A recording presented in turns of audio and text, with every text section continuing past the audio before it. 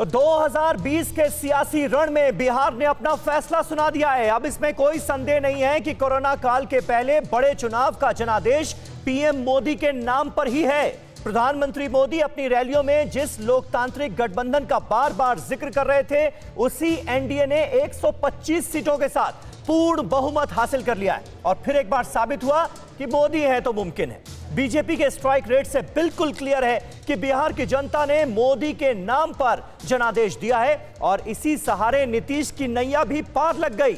जो गुस्सा था वो भी मध्यम पड़ गया। एनडीए की सरकार का रास्ता साफ हो गया, लेकिन बीजेपी के सीएम के लिए दबे स्वर में उठती आवाजें नीतीश को जरूर टेंशन दे सकती हैं। क्या नीतीश का अंत वाकई भला होगा, इस पर बात करेंगे। इसके साथ ही जानने की कोशिश करेंगे कि जिस तेजस्वी के तेज की चर्चा पूरे बिहार में थी, वो कैसे हवा हो गया। जो चिराग रैलियों में चिल्लाकर जीत का दम भर रहे थे, वो अब बुझे बुझे से क्यों नजर आ रहे हैं। इन तमाम सवालों पर होगी चर्चा लगातार टीवी 9 भारतवर्ष पर। लेकिन सबसे पहले आपको बता दें, नीतीश के सीएम के सवाल पर शिवसेना, जो कि पुरानी सहयोगी है बीजेपी की, उसने बड़ा सवाल खड़ा कर दिया है। सामना में लिखा गया है कि नीतीश का सीएम बनना अधर में है। नीतीश को अमित शाह ने दिया है सीएम बनाने का भरोसा कि जेडीयू की सीटें कम भी होंगी तो भी वही सीएम बनेंगे। लेकिन शिवसेना यह कह रही है कि ऐसा ही वचन तो उन्होंने 2019 में शिवसेना को भी दिया था। कम सीटों वाले नीतीश को सीएम की कुर्सी मिलने पर सवाल उठा रही है शिवसेना।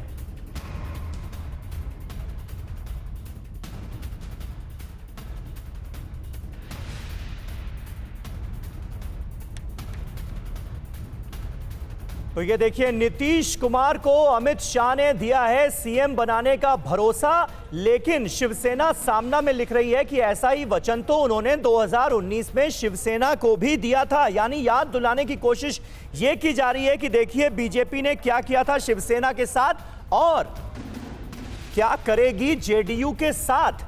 तो कुल मिलाकर सवाल ये खड़े किए जा रहे हैं शिवसेना की तरफ से कि अब नीतीश कुमार का मुख्यमंत्री बनना अधर में लटक गया है। तो बड़ी खबर यह है कि सामना में शिवसेना ने सीधे सीधे कांग्रेस को भी घेरा है। तेजस्वी की हार के लिए शिवसेना ने कांग्रेस को जिम्मेदार बताया है। शिवसेना ने कहा है कि बिहार चुनाव में कांग्रेस पार्टी की फिसलन का बड़ा झटका तेजस्वी यादव को लगा। देखिए, यह बड़ी बात है क्योंकि आज की तारीख में महाराष्ट्र में शिवसेना कांग्रेस और एनसीपी के साथ मिलकर ही सरकार में है, लेकिन यहां पर कोसती नजर आ रही है कांग्रेस को। और यह कहा जा रहा है शिवसेना की तरफ से कि कांग्रेस की वजह से तेजस्वी यादव को झटका लगा है। वाम दलों ने कम सीटों पर चुनाव लड़ने के बावजूद अच्छा प्रदर्शन किया, लेकिन कांग्रेस वैसा नहीं कर पाई। तो कांग्रेस को भी खरी खरी सुनाई है शिवसेना ने। और हमारे साथ बातचीत के लिए तमाम खास मेहमानों का पैनल इस वक्त जुड़ चुका है। हमारे साथ अजय उपाध्याय साहब मौजूद हैं, जो कि प्रवक्ता हैं कांग्रेस पार्टी के। थोड़ी देर में शाजिया इल्मी आपको स्क्रीन पर नजर आएंगी, जो कि भारतीय जनता पार्टी की स्पोक्स पर्सन है। हर्षवर्धन त्रिपाठी साहब, वरिष्ठ पत्रकार, रामकृपाल सिंह, वरिष्ठ पत्रकार हमारे साथ जुड़ चुके हैं। इसके अलावा प्रोफेसर नवल किशोर साहब हमारे साथ जुड़ेंगे, जो कि प्रवक्ता हैं आरजेडी के। इसके अलावा इम्तियाज अंसारी साहब, जेडीयू प्रवक्ता, भी हमारे साथ होंगे। कुमार कुंदन देखिए स्क्रीन पर नजर आ रहे हैं, दिल्ली के बीजेपी हेडक्वार्टर से। रूपेश कुमार हमारे संवाददाता पटना से हमारे साथ जुड़ चुके हैं। लेकिन सबसे पहले रूपेश, मैं आपका ही रुख करूंगा। आरजेडी के स्पोक्स पर्सन हमें ज्वाइन करने वाले हैं। ये बताइए, आरजेडी ने रात भर जो आरोप लगाए, मनोज झा की तरफ से जो दावे किए गए कि काउंटिंग में घपलेबाजी की गई है, क्या पार्टी अभी भी अपने आरोपों पर कायम है चुनाव आयोग की सफाई के बाद भी?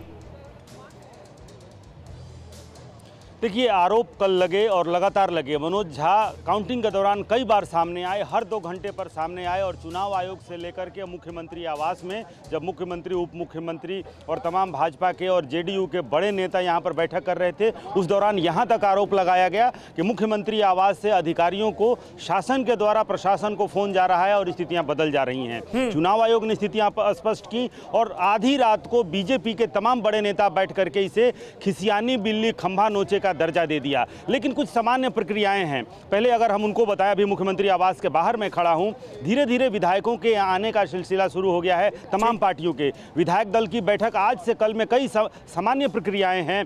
यहाँ पर कैबिनेट की बैठक होगी, नीतीश कुमार कैबिनेट भंग करने की सिफारिश करेंगे, इस्तीफा देंगे, राज्यपाल से फिर मिलने का समय मांगा गया है, राज्यपाल से मिलेंगे, लिस्ट सौंपी जाएगी, सरकार बनाने का दावा पेश होगा। लेकिन आरजेडी के खेमे में, तेजस्वी के खेमे में इस वक्त सन्नाटा पसरा हुआ है और अंदर खाने ये चर्चा है कि तेजस्वी यादव जो बड़े नेता के रूप में उभरे हैं, पार्टी सबसे बड़ी पार्टी के रूप में उभरी है, ये चीजें आरोप प्रत्यारोप करके उस छवि से बाहर निकलने की कोशिश नहीं होनी चाहिए। सही बात है, बड़े नेता और जनादेश होना चाहिए ना, जनादेश तो सर्वोपरि है भाई। अजय उपाध्याय साहब हमारे साथ मौजूद हैं कांग्रेस पार्टी की तरफ से।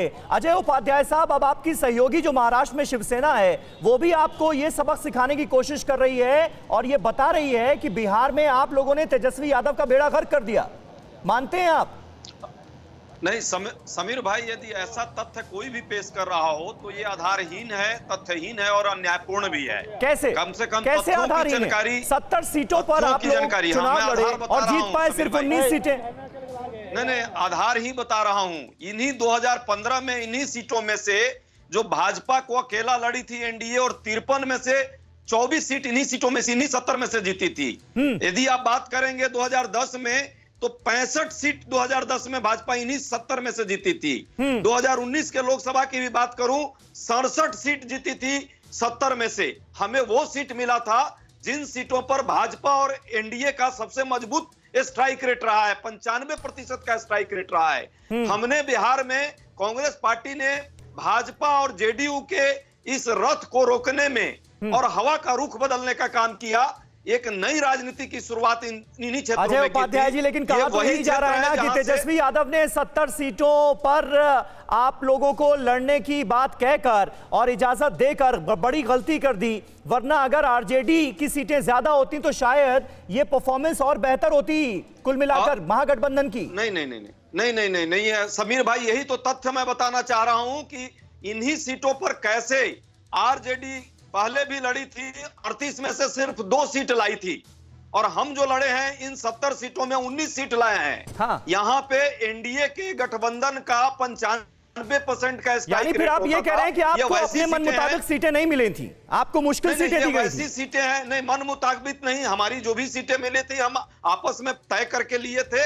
लेकिन ये सीट विशेष करके एनडीए का स्ट्रॉन्ग होल्ड रहा है। यहाँ स्ट्राइक रेट 95% रही है एनडीए की। उन सीटों पर हम लड़े हैं और भाजपा से लड़े हैं, आरएसएस से लड़े हैं और उनकी गलत नीतियों के विरुद्ध लड़ाई हमने लड़ी है। हवा का रुख हमने बदला है बिहार में और रोजी रोजगार के मुद्दों पर हम गए। ठीक है उपाध्याय जी, बने रहे आप हमारे साथ। बिहार का जनादेश क्या कह रहा है, क्या तस्वीर पेश कर रहा है बिहार का जनादेश 2020, ये जरा अब हम आपको बताने की कोशिश करते हैं। स्ट्राइक रेट जो है वो कैसा रहा, ये जरा देखिए। ये पूरा लेखा जोखा दरअसल हमारे पास आ चुका है बिहार के जनादेश का 2020 का, और आप देखिए बीजेपी के खाते में इस बार 74 सीटें गई हैं, यानी आरजेडी जो सबसे बड़ी पार्टी है उससे सिर्फ 1 सीट कम। वहीं जेडीयू के खाते में 43 सीटें गई हैं, यानी सीधे तौर पर बिहार में अब बड़े भाई की भूमिका में आ गई है बीजेपी 74 सीटों के साथ। इसके अलावा आरजेडी, ये नहीं कहा जा सकता कि तेजस्वी यादव का जादू नहीं चला है, युवा नेतृत्व पर भरोसा जताया है बिहार ने बहुत हद तक, और आरजेडी सिंगल लार्जेस्ट पार्टी बनी है, सबसे बड़ी पार्टी बनी है 75 सीटों के साथ। वहीं कांग्रेस पार्टी की अगर बात करें तो 70 सीटों पर चुनाव लड़ी, लेकिन सिर्फ और सिर्फ 19 सीटें ही जीत पाई। यही वजह है कि अब कांग्रेस के सहयोगी भी हमलावर हो रहे हैं और कह रहे हैं तेजस्वी यादव का बेड़ा गर्क कर दिया कांग्रेस पार्टी ने दरअसल। बहरहाल एलजेपी की अगर हम बात करें तो एलजेपी देखिए इस बार एकला चलो रे की नीति पर चले थे चिराग पासवान, अकेले अपने दम पर चुनाव लड़ने का उन्होंने फैसला किया। 137 सीटों पर उम्मीदवार उतारे, लेकिन हासिल क्या हुई, सिर्फ और सिर्फ 1 सीट। और इस 1 सीट के बारे में आपको बता दें कि 333 वोटों के अंतर से सिर्फ यहां पर एलजेपी का कैंडिडेट जीता है। स्ट्राइक रेट की बात की जाए तो आप देखिए बीजेपी की स्ट्राइक रेट जो है वो 66% रही, वहीं जेडीयू की स्ट्राइक रेट जो है वो 5.4% रही है। वहीं आरजेडी की स्ट्राइक रेट 52% रही है, 52%। कांग्रेस का स्ट्राइक रेट अगर हम देखें तो सिर्फ और सिर्फ 27% है। वहीं एलजेपी का स्ट्राइक रेट तो 0 से भी कम है। अब वोट परसेंटेज की बात हम कर लेते हैं। बीजेपी के खाते में 19.5% वोट गए, 19.5% वोट गए। वहीं जेडीयू के खाते में 15.4% वोट गए हैं। यानी वोट शेयर के हिसाब से भी बीजेपी बड़े भाई की भूमिका अदा करती हुई नजर आ रही है। यह जेडीयू के लिए, नीतीश कुमार के लिए बहुत बड़ी चिंता का सबब है। वहीं अगर हम बात करें आरजेडी की, आरजेडी का वोट शेयर कितना रहा? 23%। यहां पर भी बाजी जो है वो आरजेडी ने मारी है। यानी वोट शेयर के हिसाब से भी आरजेडी बिहार की सबसे बड़ी पॉलिटिकल पार्टी बनी है। और वहीं कांग्रेस का अगर वोट शेयर हम देखें तो 9.5% है और एलजेपी का 5.7%। ये है बिहार का जनादेश 2020 जिसका हम जिक्र कर रहे हैं। लेकिन कुछ अहम सवाल खड़े हो गए कि महागठबंधन की सहयोगी कांग्रेस पार्टी ने क्या आरजेडी का बेड़ा गर्क किया? दूसरा बड़ा सवाल यह उठ रहा है कि मुख्यमंत्री क्या नीतीश कुमार ही बनेंगे? बीजेपी साफ कर चुकी, बीजेपी का रुख बिल्कुल साफ था पहले से भी और अभी भी है आधिकारिक तौर पर कि जेडीयू की सीटें भले ही कम आए, मुख्यमंत्री नीतीश कुमार ही होंगे। लेकिन अब ऐसा होगा क्या, इसको लेकर सवाल उठने लगे हैं। हमारे साथ तमाम खास मेहमान मौजूद हैं और नवल किशोर साहब हमारे साथ जुड़ गए हैं। अगर प्रोफेसर नवल किशोर क्या हमारे साथ हैं? चलिए, नवल किशोर साहब नहीं है हमारे साथ, लेकिन हर्षवर्धन त्रिपाठी साहब हमारे साथ मौजूद हैं। हर्षवर्धन जी, क्या ये जो सवाल उठाए जा रहे हैं और बीजेपी के अंदर खाने, कम से कम बिहार में ये चर्चा तो जोरों पर हो रही है कि भाई अगर सबसे बड़ी पार्टी हम बने हैं, बीजेपी जो है वो एनडीए गठबंधन की सबसे बड़ी पार्टी है, तो मुख्यमंत्री हमारा क्यों ना हो? आपको लग रहा है कि इन सवालों में कुछ दम है, ये कुछ असर दिखा सकते हैं? समीर, सबसे पहले तो ये कि ये सवालों में दम नहीं है, इसी सवाल की बुनियाद पर ये पूरा चुनाव हुआ है। यानी अगर हम 2020 के विधानसभा चुनाव की बात करें तो भारतीय जनता पार्टी और जनता दल यूनाइटेड के जो चुनावी गठजोड़ की बुनियाद थी उसमें ये सबसे भारी हिस्सा था, सबसे बड़ा हिस्सा था। दूसरी जो बड़ी बात है कि ये बहुत स्वाभाविक सा है। ठीक है, राजनीति में होता यह है कि इस तरह के एक राजनीतिक पैंतरेबाजी होती है और उसमें चूंकि नीतीश कुमार कई बार होता है कि वो पहले जा भी चुके हैं 2015 में, तो एक ये डर बना रहता है कि क्या किसी और के साथ सरकार बनाएंगे। लेकिन अगर नीतीश कुमार महागठबंधन की तरफ जाने की कोशिश भी करेंगे तो उनके राजनीतिक पतन का और एक अध्याय लिख दिया जाएगा। लेकिन ये अच्छी बात है कि भारतीय जनता पार्टी स्पष्ट तौर पर कह रही है कि हम नीतीश जी को मुख्यमंत्री बनाएंगे, क्योंकि अमित शाह ने, जगत प्रकाश नड्डा ने, रक्षा मंत्री राजनाथ सिंह ने, इन सब ने सार्वजनिक तौर पर कई बार कहा था कि कितनी भी सीट आए नीतीश जी मुख्यमंत्री होंगे। अब सवाल यह है कि क्या नीतीश जी इन स्थितियों में, और इसको हम ईमानदारी से अगर देखें तो बहुत अच्छी स्थिति है कि नीतीश जी कहें कि भाई अब हमें लगता है कि अब हमें मुख्यमंत्री नहीं बनना चाहिए, हमने कहा भी था कि मेरा आखिरी चुनाव है, और वो ठीक है। इम्तियाज अंसारी हमारे साथ जुड़ गए हैं, जेडीयू के स्पोक्स पर्सन। इम्तियाज अंसारी साहब, ऐसा होगा क्या? क्योंकि ये कहा जा रहा है कि देखिए, भले ही बीजेपी तैयार हो नीतीश कुमार को मुख्यमंत्री बनाने के लिए, लेकिन मॉरल रिस्पॉन्सिबिलिटी नाम की भी तो कोई चीज होती है क्या? चुनाव में जाने से पहले एनडीए में चारों दलों में समझौता हो चुका है जी, बातचीत हो चुका है और भाजपा के सभी नेता, देश के गृह मंत्री और राष्ट्रीय अध्यक्ष और प्रधानमंत्री जी ने नीतीश कुमार जी को बिहार का चेहरा बना के एनडीए में चुनाव लड़ा।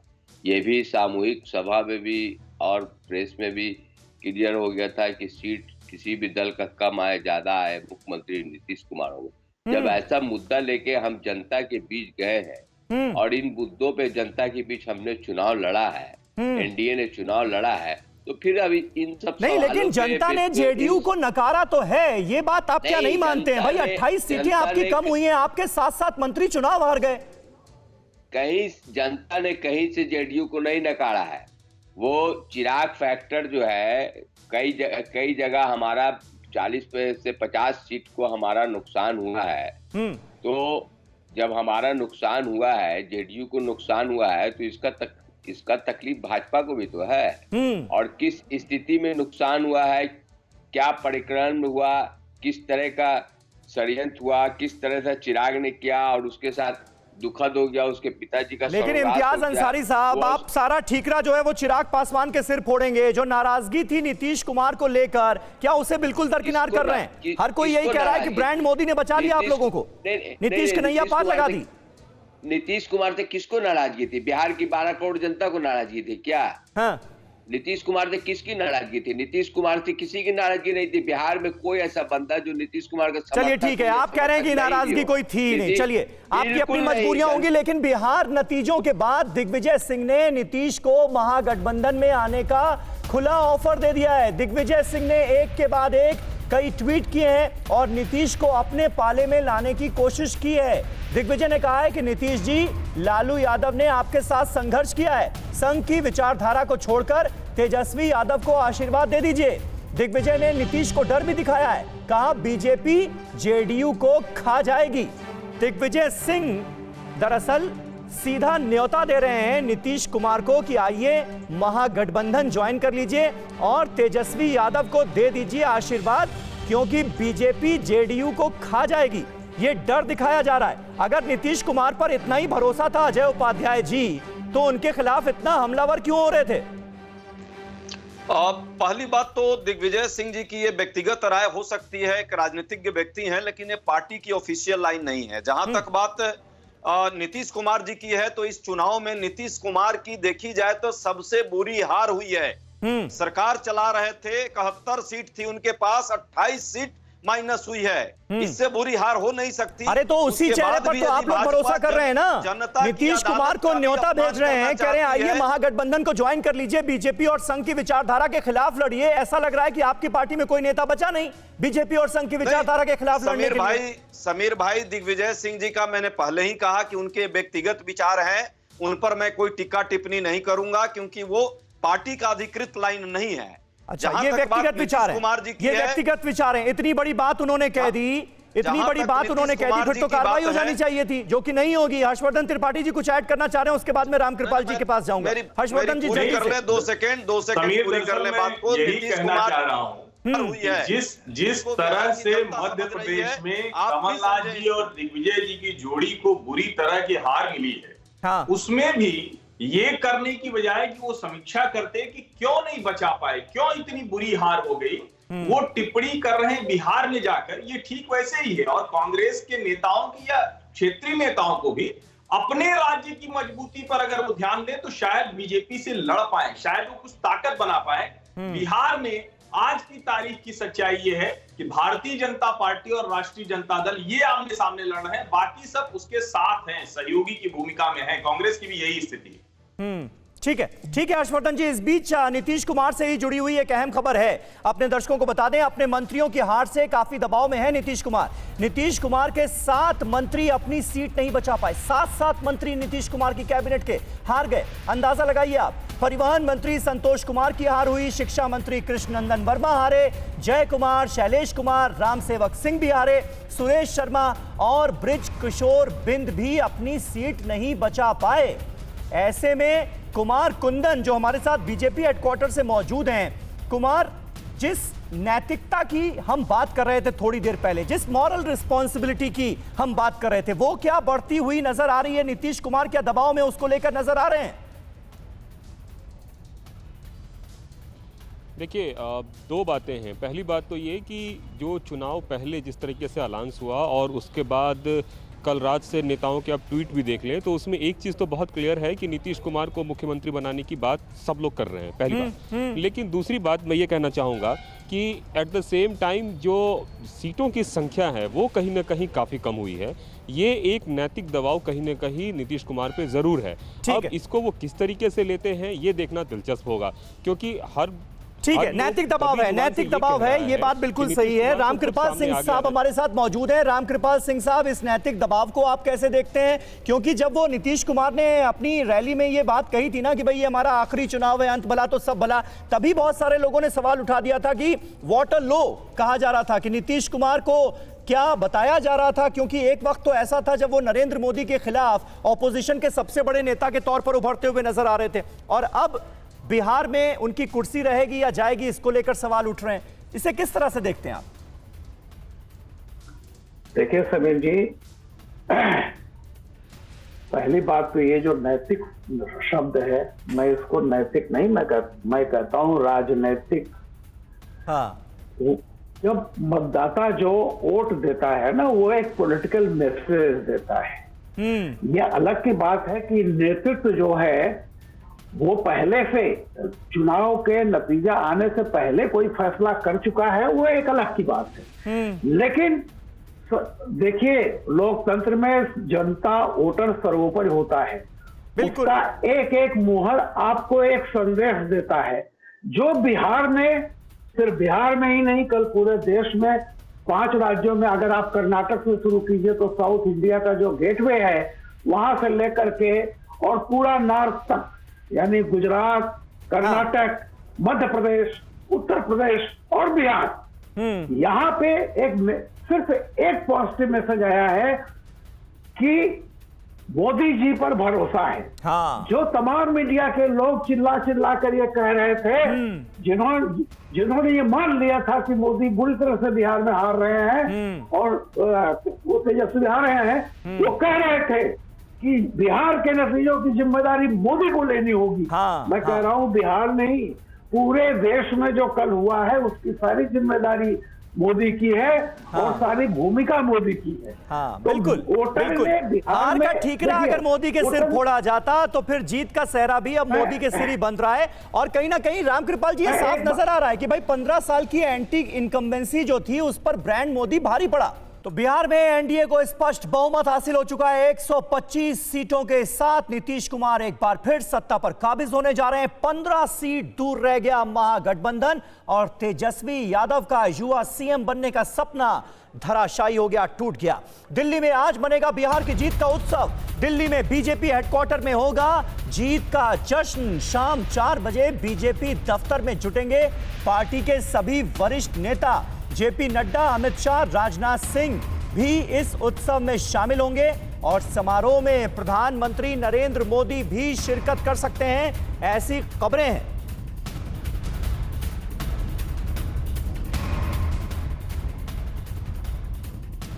और हमारे साथ अजय उपाध्याय साहब मौजूद हैं, कांग्रेस पार्टी के स्पोक्स पर्सन। अजय उपाध्याय साहब, अब ये बताइए कि नीतीश कुमार को क्या महागठबंधन में लाने की आधिकारिक तौर पर भी कोशिशें शुरू होने वाली हैं क्या? ऐसी कोई प्रयास नहीं है। जो भी कोई चर्चा हुई है तो वो चर्चा जो है व्यक्तिगत किसी की हो सकती है, मैंने पहले भी कहा। दूसरी बात है कि एक नैरेटिव जो बार बार चल रहा है कि कांग्रेस का कमजोर प्रदर्शन। आप देखिए, आप तो एक अच्छे सुलझे हुए पत्रकार हैं जी। आप देखिए, कांग्रेस का वोटिंग परसेंटेज की बात करेंगे 2015 में 6.7% थी और आप ही दिखा रहे हैं 9.5, 3% की वृद्धि हमारे वोट में हुई है। जेडीयू की 1.5% तो इससे सेटिस्फाइड है ना? 3% की वोट शेयर में वृद्धि से सेटिस्फाइड है ना? पूरी तरह से संतुष्ट है ना आप? कहीं कोई दिक्कत तो नजर नहीं आ रही ना इसमें? देखिए, ये जो चुनावी प्रक्रिया में प्रशासनिक तौर पे चुनाव आयोग से कोई शिकायत नहीं है, ईवीएम से कोई शिकायत नहीं है, लेकिन चुनावी प्रक्रिया में कल 3 बजे के बाद प्रशासनिक तौर पे मुख्यमंत्री निवास के अंदर में बैठ करके यदि कोई गड़बड़ी हुई है तो पारदर्शिता के साथ उसकी भी एक जांच जरूर होनी चाहिए। अच्छा, गड़बड़ी हुई है यानी आप ये मान रहे हैं? विश्वसनीयता जरूर आनी चाहिए। आप मान रहे हैं कि यानी गड़बड़ी हुई है? चुनाव आयोग से उसकी यानी आरजेडी के मनोज झा जो आरोप लगा रहे थे चुनाव में धांधली के, गड़बड़ियों के, आप उसको एंडोर्स कर रहे हैं? नहीं, हमारे कई प्रत्याशियों का जो है अंतिम दौर में उनको जीत सुनिश्चित करने के बाद उनको कह दिया गया घर चले जाइए, उनका सर्टिफिकेट नहीं दिया गया। ऐसे कई उदाहरण है। हमने रिकाउंटिंग की डिमांड कर रखी है। यदि रिकाउंटिंग होती है, चुनाव आयोग इस पर फैसला देता है तो निश्चित तौर पे हम सम्मान, चुनाव आयोग का पूरा सम्मान है। ईवीएम पर कोई प्रश्न नहीं है, लेकिन चुनावी प्रक्रिया में प्रशासनिक तौर पे यदि कोई गड़बड़ी हुई है तो सब उसकी कुछ भी कह जांच भी दिया जरूर होनी आपने चाहिए, और फिर वापस भी हट गए। ईवीएम पर सवाल तो आपके नेता उठा रहे हैं। अब आप कहेंगे कि वो भी उनका पर्सनल बयान है, वो उदित राज का व्यक्तिगत बयान, ये दिग्विजय सिंह का व्यक्तिगत बयान। मतलब पार्टी नहीं, ये क्या है मुझे समझ में नहीं आता। नहीं, अगर इतनी अनुशासनहीनता आपके नेता कर रहे हैं तो आप लोग कार्रवाई क्यों नहीं करते, एक्शन क्यों नहीं लेते भाई? समीर भाई, जो चुनाव के दौर में, अंतिम दौर में जो चीजें चली है, आपके संवाददाता भी वहां थे, आप उनसे भी पूछिए कैसे हमारे हमारे साथियों को, हमारे प्रत्याशियों को अंतिम टाइम में कांग्रेचुलेट करके कहा गया आप जीत गए हैं 1600-1700 वोट से। ठीक है, इन आरोपों पर मैं आता हूं, इन आरोपों पर मैं आता हूं। आप पूरे इलेक्शन प्रोसेस को कटघरे में खड़ा करने की कोशिश कर रहे हैं। क्या इसे ये ना माना जाए कि जनादेश का सम्मान आप लोग नहीं कर रहे? इस सवाल के साथ मैं हाजिर होऊंगा। रामकृपाल जी कुछ कहना चाह रहे हैं, लेकिन उससे पहले बता दें, जीत के बाद जेडीयू ने लगाए हैं नीतीश कुमार के पोस्टर में लिखा है बिहार में फिर से नीतीश कुमार बा। पोस्टर में लिखा है जनता ने फिर से चुना 24 कैरेट गोल्ड। पोस्टर में लिखा गया है डबल इंजन की सरकार ने फिर से इतिहास रच दिया। ये देखिए तस्वीरें पटना की सड़कों पर नीतीश कुमार के लिए किस तरह के पोस्टर्स लगाए गए हैं जेडीयू की तरफ से, ये आपके सामने हैं। और एक बार फिर नीतीश कुमार को बड़ा नेता साबित करने की कोशिश जेडीयू की तरफ से। और खास तौर पर यह कवायद अपने आप में इसलिए इंपॉर्टेंट हो जाती है क्योंकि अब आप रिजल्ट देखिए, 74 सीटों के साथ बीजेपी बड़े भाई की भूमिका में है और जेडीयू 43 सीटों के साथ छोटे भाई की भूमिका में। और इस बीच केंद्रीय मंत्री अश्विनी चौबे ने तेजस्वी और राहुल गांधी पर वार किया है। बिहार में डबल इंजन जीता, डबल युवराज हार गए, ये कहा है अश्विनी चौबे ने। सुनिए जरा। अब डबल इंजन की सरकार को ही जनता ने चुना है, ये डबल युवराज को नहीं। इसलिए डबल युवराज को रिजेक्ट कर दिया है। जाति, हिंसा, भ्रष्टाचार और तमाम चीज़ों से हटकर विकास, और वह विकास एनडीए ही विकास दे सकती है। ये गठबंधन जो है पुराना गठबंधन है जनता दल यू के साथ विशेष करके, इसलिए इस गठबंधन को हमने अगर बीच के कुछ एक आध कालखंड छोड़ दीजिए, एक आध साल का, कुछ वर्षों का, कुछ समय का, तो हमारा गठबंधन बहुत ही सशक्त है। तो बीजेपी जेडीयू का गठबंधन बहुत सशक्त है, ये कह रहे हैं अश्विनी चौबे। और कह रहे हैं कि डबल इंजन की सरकार भारी पड़ी और डबल युवराज को लोगों ने नकार दिया। प्रधानमंत्री नरेंद्र मोदी का वो बयान भी आपको सुनाते हैं कि कैसे बिहार चुनाव को मोदी ने डबल इंजन वर्सेस डबल युवराज पर वो ले आए थे।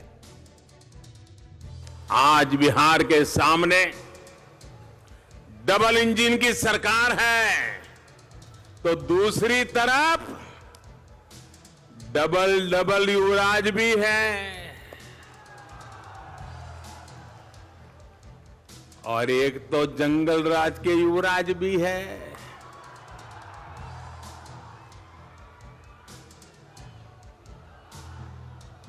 डबल इंजन वाली एनडीए सरकार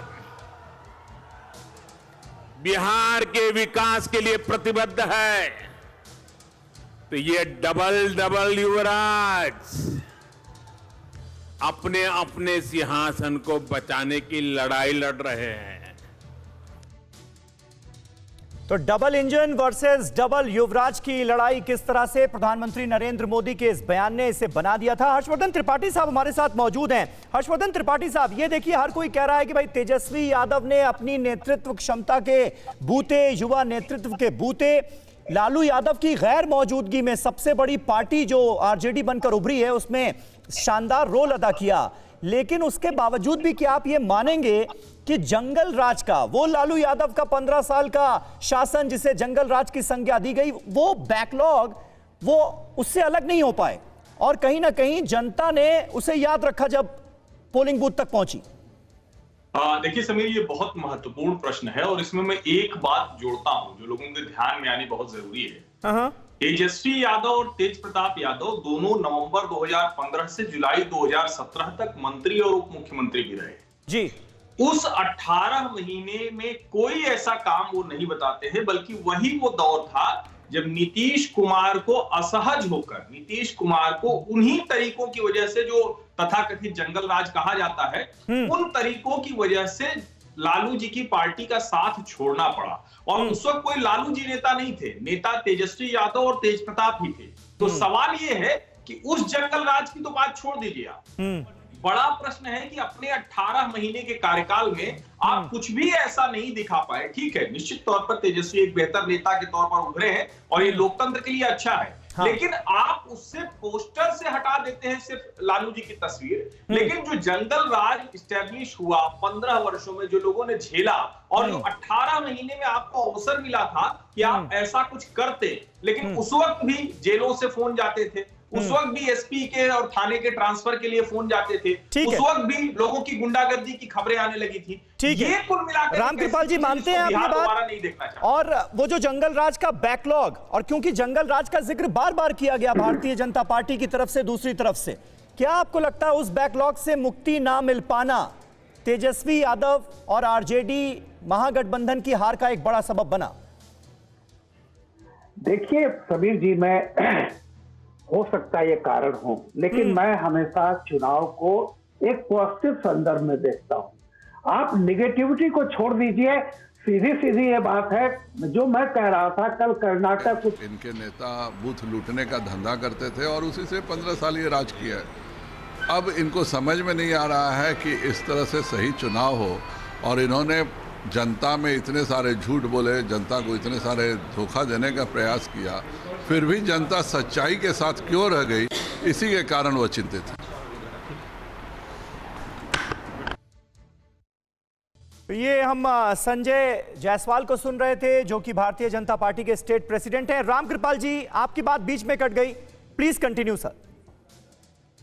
देखिए, मैं ये कह रहा हूं कि मैं हमेशा पॉजिटिव थिंकिंग को सोचता हूं। जी जी। ये फैसला इसलिए नहीं है कि फलाना जी खराब है इसलिए मोदी अच्छे हैं, हाँ। ऐसा नहीं है। हाँ। ये फैसला जो हुआ है कल, मैं फिर बार बार कह रहा हूं कि बिहार ही नहीं, उपचुनाव में भी आप देखिए जिस तरह की सफलता मिली है, वो ये है कि मोदी जैसा चेहरा, मोदी पर इतना भरोसा है लोगों को।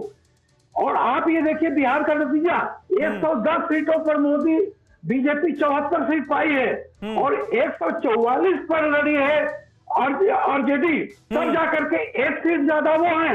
तो इस स्ट्राइक रेट जो आप बता रहे थे, ये भी ध्यान रखना चाहिए। मैं एक बात मानता हूं कि कांग्रेस की बात मैं सुन रहा था, जेडीयू की बात, फैक्ट ये है कि इस चुनाव ने यह बता दिया है कि असट बीजेपी है, आरजेडी भी भविष्य के लिए असर हो सकती है, लेकिन जनता दल यूनाइटेड और कांग्रेस ये भारतीय राजनीति में अब लाइबिलिटी साबित हो रहे हैं। इम्तियाज अंसारी साहब, देखिए सवाल तो उठने शुरू हो गए हैं। मॉरल रिस्पॉन्सिबिलिटी का दबाव जो है वो नीतीश कुमार पर पड़ना शुरू हो गया है। पिछली बार जैसी बात तो नहीं होगी, बीजेपी बड़े भाई की भूमिका में है, आप छोटे भाई की भूमिका में आ गए हैं। सरकार चलाना एक बड़ी चुनौती होगा क्या इस बार, नीतीश कुमार अगर सीएम रहते हैं तो? किसी तरह का कोई चुनौती नहीं है सरकार चलाने में, और एनडीए का जो गठबंधन है वो पूरी तरह अटूट है।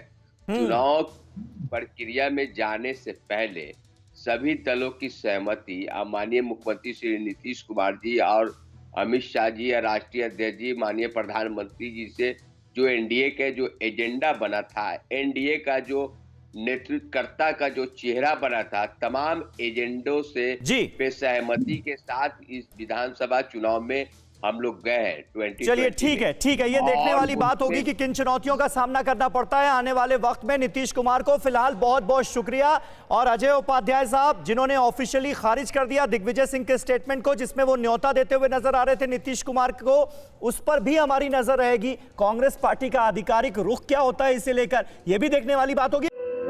धुआं धुआं सा ये शहर क्यों दिखता है, सुना है बाजार में धुएं का सामान बिकता है। ये दिवाली सिर्फ दिए वाली।